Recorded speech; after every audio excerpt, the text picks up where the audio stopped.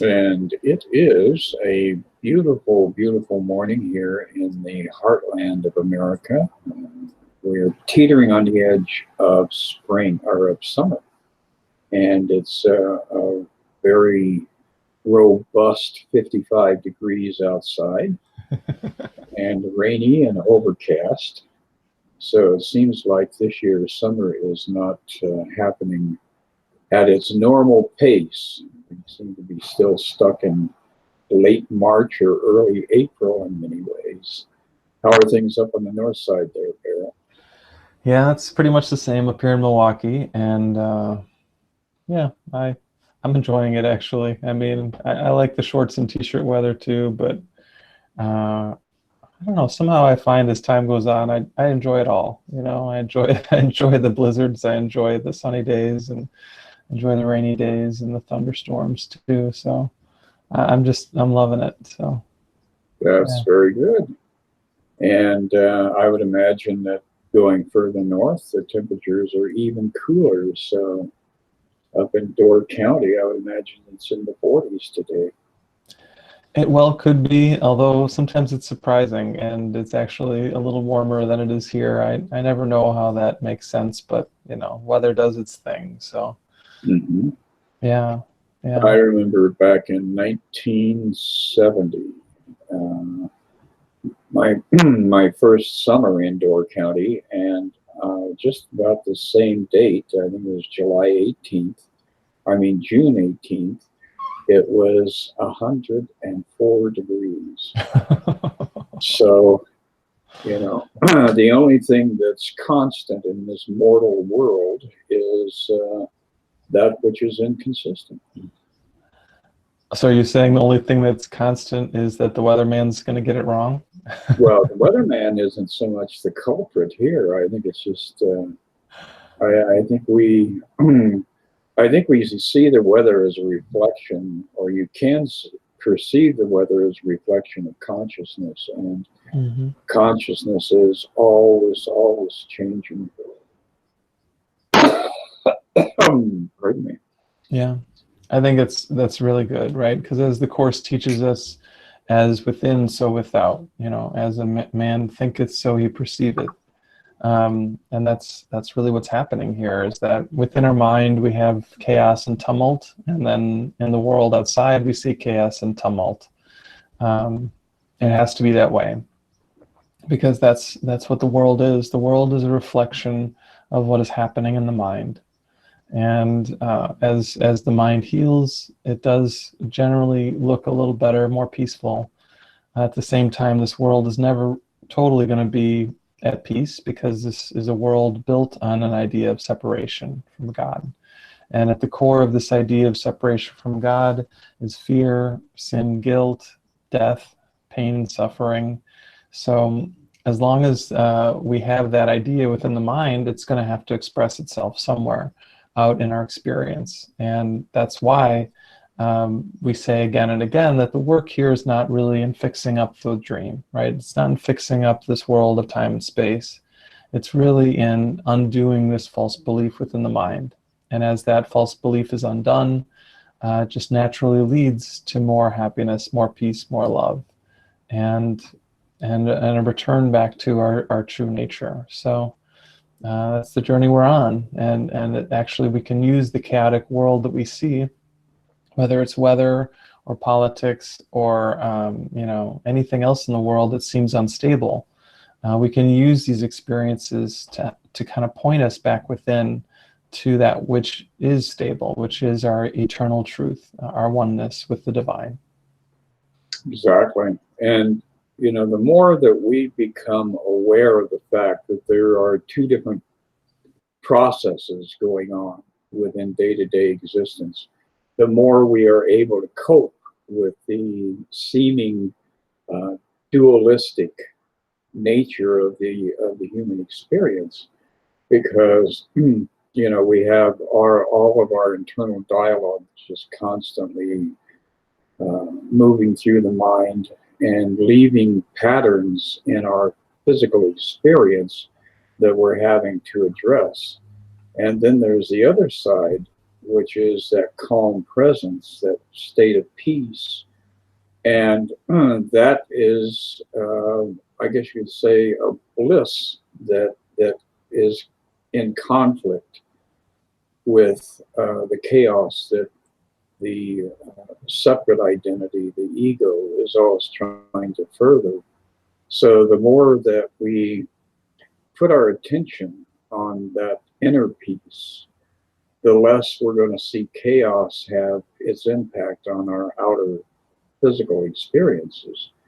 And this is a journey that causes you to arrive at a tipping point.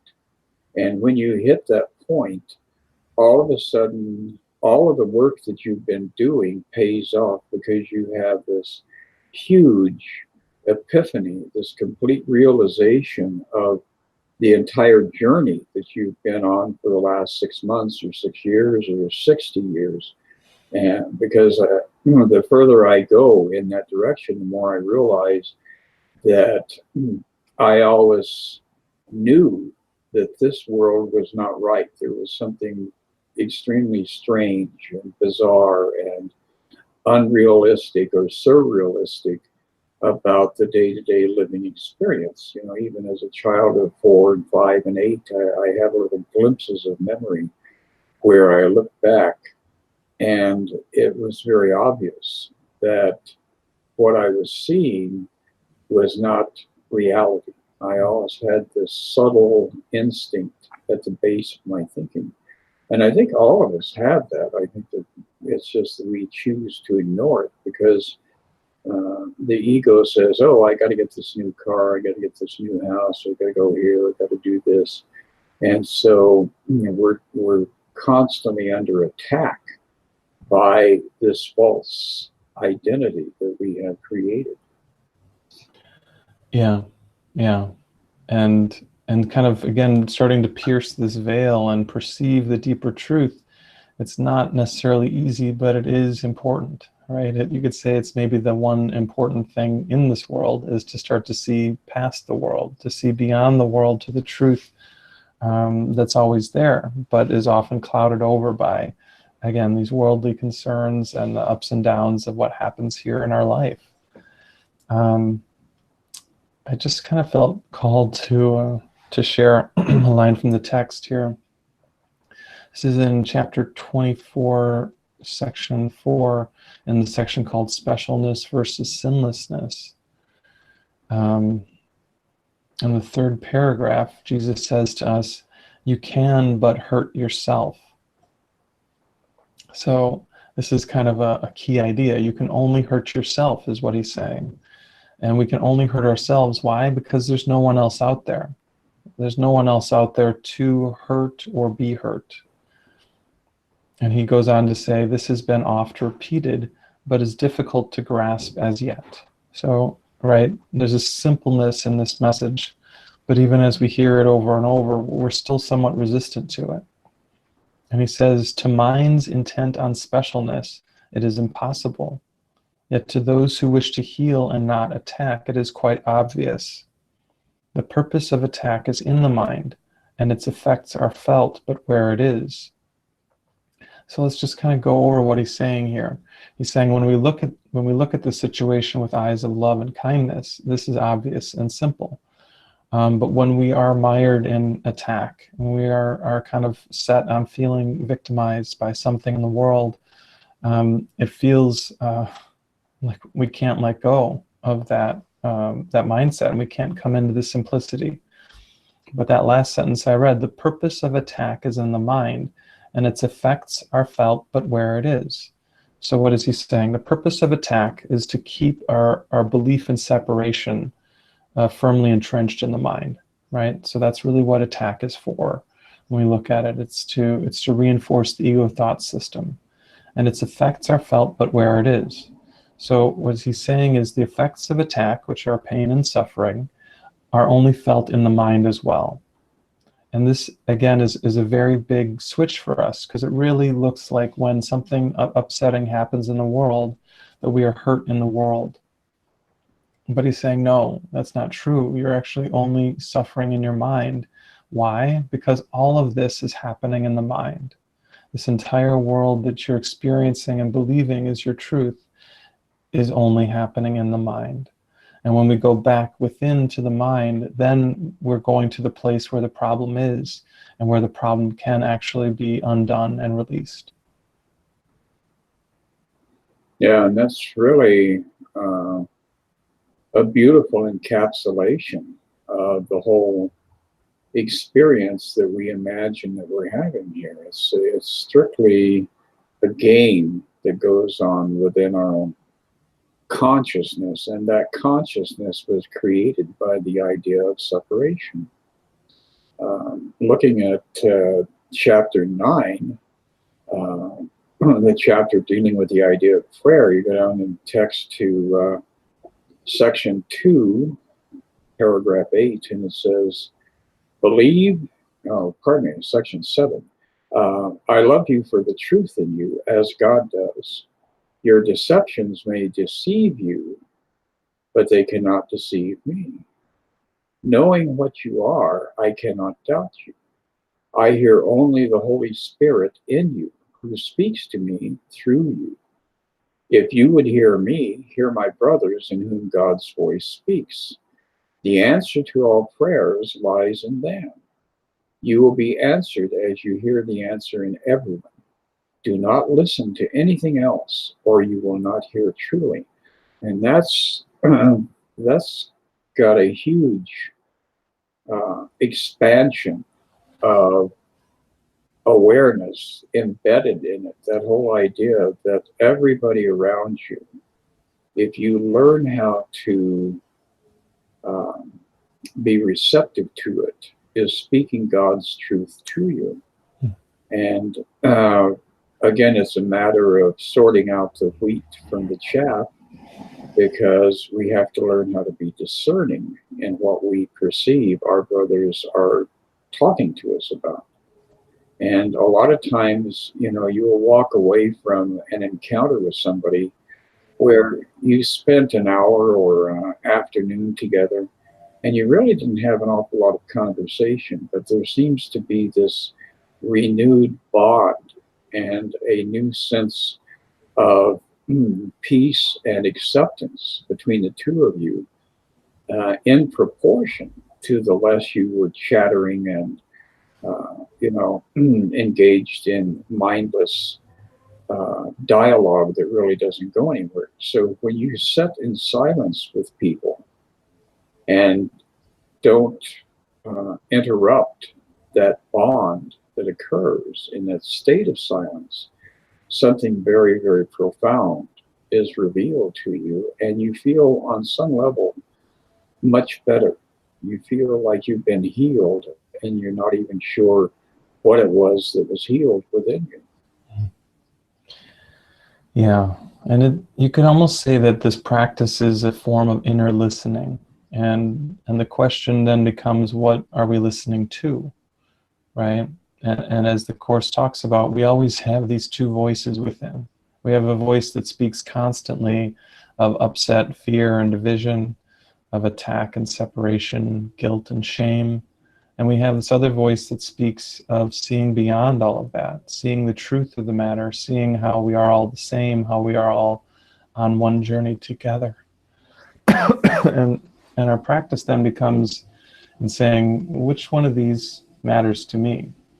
Which one of these do I want to listen to? And I think there's a street sweeper outside my window right now, and I can just think of it as like, we sort of let Holy Spirit sweep up all of the leaves, right? All of the unnecessary detritus of the ego thought system, and just carry it away. And as we do that, all of a sudden we are more refreshed. We are more clean. We have less of an attachment to all of these things that in the past maybe have grabbed onto us and held us tight. So yeah, I really like this quote that you picked and read just now, Chris, because it's just so sweet, and it's such a good reminder and encouragement to us to choose that loving voice, because it really does make all the difference. Yeah, it's amazing how rich life becomes in proportion to where we're putting our attention. A little bit further down in section 11, it says, never forget then that you set the value on what you receive and price it by what you give. So here we're being encouraged to entertain the idea that it's not what we are acquiring in this life that is meaningful. The more that we are willing to give forth to the world, the greater the rewards, the greater the return will be. To believe that it is possible to get much for little is to believe that you can bargain with God. God's laws are always fair and perfectly consistent. By giving, you receive. But to receive is to accept, not to get. See, so we're being gently nudged in that recognition that material objects, the objective world, is meaningless to us. But what we can accept from others and accept from ourselves is what gives value to the existence that we have. So we have to be willing to shift our desires, needs, and expectations away from materiality and start to recognize that we do in fact live in God. All of our needs are in fact met. And this whole illusion of lack and limitation is self-imposed. So as we get deeper and deeper into the Course, we get deeper and deeper into taking responsibility for the fact that our surroundings are reflective of what we have accepted into our consciousness. And the more you accept God, the more your physical outer world will be a reflection of that. And that doesn't mean you're going to become a billionaire overnight, but it does mean that even in the most simple lifestyle, you exude that sense of having been enriched, having been born into a luxurious world with things that are meaningful in abundance. So it's a journey well worth taking. The more we try to advance on this path of seeing past the material world, the more that we step into an enriched living experience where materiality all of a sudden has absolutely no purpose or meaning in our day-to-day existence. So there's that Madonna song, you know, I'm a material girl living in a material world. And really, the Course in Miracles is just response to that is not really, you know. Sorry, it's a good catchy tune, but you kind of have it upside down. So yeah, so well, most of the material world is arguing desperately to keep you stuck in that belief system that you are in the material world. And you know, one of my favorite teachers of God was Joel Goldsmith. And he definitely surmounted all the previous teachers until the Course in Miracles came along. And when you read his or listen to his audio files, you get such a sense of how pure life can be as we start to lessen our attachment to physical processes going on around us. So it really is a beautiful thing, you know, going from each different lily pad on the process of life and discovering that each one has something meaningful for us. So, you know, this is a really, very important part of that transition from physicality into true spirituality. yeah, Yeah, just like that caterpillar goes through its metamorphosis and eventually shifts into the butterfly, we too are going through this metamorphosis and shifting out of our old, more limiting belief of what we are into the truth and beauty that we actually already have, always have been and always will be. But yeah, I like your point that the world in so many ways reinforces itself, right? It's sort of this the circular logic, the circular reasoning, that the world says, I am real, and it gives as proof of its reality itself. And when we look at it from, again, a logic-based system, it's like that's circular reasoning. It's like, you know, trying to prove that one thing is real by using itself as the proof itself. It doesn't make sense. Within the system, it can kind of make sense, but it's not really true, and it doesn't make sense from outside the system. And that's why we need to kind of break outside of the system of this world of time and space in order to see that's not really what we are. And it's definitely a process, because we're so sort of stuck or so used to this way of thinking that to actually step beyond it seems like an impossibility, or it seems like a arduous journey. And it can take time for sure, but it doesn't have to feel impossible or so seemingly challenging.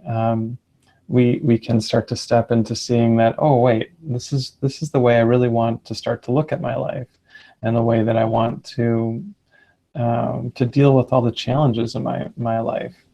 So that's one really nice thing about the course, is that it's very practical, even as it may not give a lot of specific guidance for like what to do in the world. As we practice these principles more and more, we find that our resistance to knowing what to do, or resistance to seeing what would be helpful, those resistances just start to fade more and more. And what we're left with is actually clarity of purpose, clarity of direction. And that clarity informs what we do in the world, and it informs the choices we make. And there can be a real sense of grace and flow that comes into our life as we keep practicing this. Absolutely. And, I think that in my world, as soon as I decided consciously to let Jesus take over in my day-to-day adventures, all of my preconceptions and all of my anticipations hit the wall at the speed of light. It was just like bam, because the ego mind has created this scenario of, oh, if I turn it over to Jesus, then Jesus will give me everything I want. Well, that's true in one sense, in that the truth of who you are has desires and needs, and Jesus is very accommodating to that side of it. But the ego's agenda is probably going to get crumpled, like the car that runs out of gas on the train tracks, and the 445 commuter train comes through at 75 miles an hour. And that's kind of the debris and the wreckage that is left in front of you. And at first, this can be intimidating and scary. But as you start to realize, oh, there was a better outcome that I was not even able to imagine. And this is the direction that Jesus has taken me. So it becomes a reconstitution of a sense of what it is that you want in life, that all of a sudden starts to take precedent. And within that, your life takes on a whole different direction, and you can savor life in a much more profound way, because you're getting it at a much greater depth. So, overall, I would say the best thing anybody could ever do is to stop believing that you have your answers and that all you need is that gift of what it is you desire being handed to you.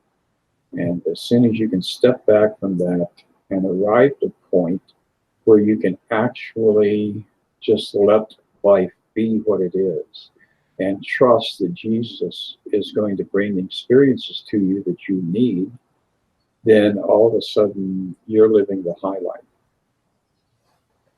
Yeah, it's good stuff. It's really good stuff. And I think we all come to those points where we realize that the way we've been doing it all along, it just doesn't work, right? This path, this way I've been living doesn't really bring me peace. It doesn't really make me happy. And these are the moments where we can really start to set down that old way of being. And when we do that, then we do step into more of the new possibilities. and our path of doing this again and again, it becomes a habit. As Jesus says right in the beginning, miracles are habits. What's he saying? He's saying that every time we let go of fear and choose kindness, every time we let go of upset and choose gentleness, this is a habit that we're developing. And it's supremely important. And when we kind of build into that framework, this idea, and none of this world is really true, we start to free ourselves from believing that our happiness lies here too. And again, it's not always easy. We have so many attachments to things looking a certain way here. Again, maybe we think we need that certain car, that certain house, that certain amount in the bank account. There's always something more to strive for and try to get here in the world. And the Course is not to say we shouldn't have any goals in the world or shouldn't do these things, but it is helping us to see that we shouldn't attach our happiness to them. We shouldn't believe that our sense of peace lies in achieving these things or not achieving these things. But we should start to see that we can actually have that peace regardless of the outer circumstances of our life. And again, it's not always easy, but it's supremely helpful when we start to practice this. Yeah, it's something that as we, it's like getting into a bathtub filled with a little bit warmer water than we're used to. And there's a period of adjustment, but once we settle in, then, oh my goodness, it just is so beautiful and so enveloping and so supporting that we wonder why we would ever go back to the old way of life. So now you are going to be in country for another month and a half or so? Yeah. I'll be here in the Milwaukee area through mid-August, and then heading back over to Deutschland. So yeah, it's enjoying the kind of here and there, and knowing that I'm always at home wherever I go. That's the practice I'm working on here. That's wonderful. And how about upcoming events? What have you got going? You and Charlie have something coming up, right? Yep, Charlie and I have our next good news. It will be on July 6th, Saturday, July 6th, and in Glenview or online. So if you want to join in, the details for that are on my website, which is www.barretthedin.com, and you can find out how to sign up. And other than that, I'm doing an ongoing class here in Milwaukee on the energy centers, so looking at our chakras and how to clear them and find openness around them. Those Wednesday nights through July 17th. And again, all the info is on my website too. So, and as always, if you're wanting to dive more into A Course in Miracles, you can check out my online academy for A Course in Miracles, miraclesu.org. That's the word miracles, the letter u.org. Or I always recommend Chris's website too, which is themiraclewithin.org. A lot of great content and helpful ideas and links to videos and articles there too. So there's an abundance of resources available. Well, and hopefully it will warm the hell up. It will be be running around in shorts and t-shirts again, because today is Gotchki Day almost, you know. Get your winter jacket back out. Yeah, well, Gotchki is a Polish word for long underwear. Always feels like, oh my God, winter's on the horizon here, and we didn't even have summer yet. So this ever-changing world is always going to give us things that we're not willing to always acknowledge within, and so it gets projected out, and we have to say, oh damn, this is coming from somewhere inside my head. It's true. Yeah, that's the good news, is that this is all a dream. And you can start to experience that even just a bit more at a time. And it makes putting your gotchkis back on not such a horrible thing if you have to do that. That's right. Well, I will chat with you again in a couple of weeks, and hopefully Charlie will show up next week, and we'll have another discussion. But in the interim, have a wonderful, wonderful forward motion into the world of transformation. I appreciate that, Chris, and I wish you many great awakenings and happiness as well, until we connect again and share more about this beautiful teaching. Great. Well, take care. All right, you too. Bye, man.